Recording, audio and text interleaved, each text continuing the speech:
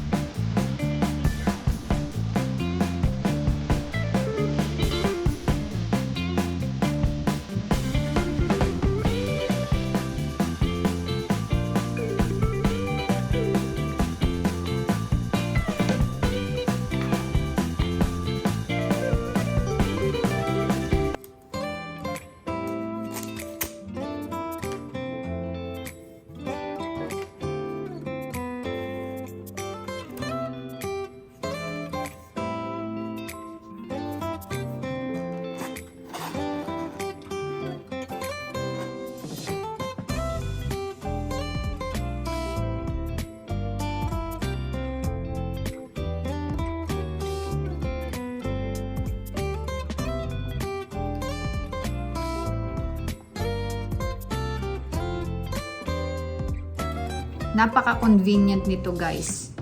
Etong earphone na to, kung mahilig kayong tumakbo or mag-cycling, pwede rin siyang gamitin sa cycling kasi alam niyo kung bakit. Hindi siya nakakadistorbo at aware ka pa rin kahit na nakasuot sa ito, aware ka pa rin sa paligid mo. Naririnig mo pa rin yung paligid mo. At saka napaka-safe niyang gamitin. Kasi meron akong mga ibang gadget, papakita ko sa inyo. So, meron akong Walkman from Sony. Pero ito, ginagamit ko bago lang to bibili ko lang siya nung last year, nung nasa Netherlands kami. Binili ko siya. So, ito, kasi noise reduction siya. Ginagamit ko lang to pag nasa eroplano ako. So, ito ang gamit ko. Hindi mo maririnig yung mga kalapit bahay mo. So, ayan ang gamit ko pagka bumabiyahe. And then, ang gamit ko pa, etong earphone ng Apple. Ayan. Ito, kailan ko lang ito binili. Nung last year lang siya. So, ito pa. Normally, ginagamit ko din siya pag tumatakbo. Ang ayaw ko lang dito, kasi pag tumatakbo ako, pag once na pinagpawisan ka na, pumapasok yung pawis sa tenga mo. And then, umaangat siya at natatanggal siya. So, nakaka-istorbo siya pag tumatakbo. Kasi napapahinto ka, kasi pupunasan mo ulit siya, then pupunasan mo din yung tenga mo para mag-dry ulit siya, saka mo siya maipapasok ulit. But then, pagka nagpawis ka na naman, umaangat na naman siya. Umaangat siya sa tenga ko. Lumuluwag siya, natatanggal siya. So, hindi siya convenient pagka ginamit siya pagka tumakbo ka or nag-cycling ako. Pag nagsa-cycling ako.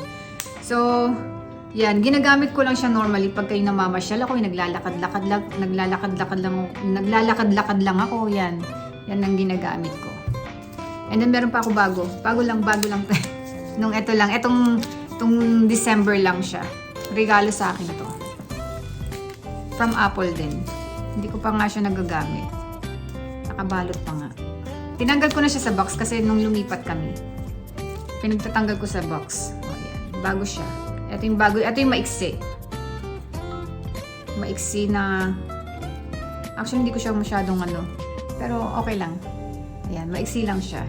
Hindi katulad ng itong... Hindi ko alam kung anong series tong isang to. Basta ito yung latest. Latest ng Apple.